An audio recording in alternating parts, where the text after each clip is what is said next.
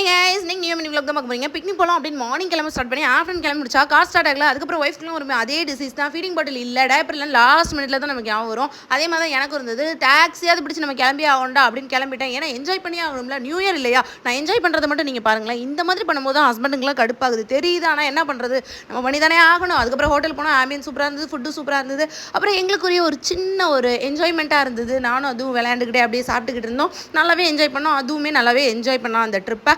அதுக்கப்புறம் அப்படியே அது தூங்கிட்டான். அவனுக்கு டயர்டாகும் இல்லையா, தூங்கிட்டான். அதுக்கப்புறமா நாங்கள் பார்க்குக்கு வந்திருந்தோம். பார்க் வந்து கொஞ்சம் ரீல்ஸ் எடுத்தோம்.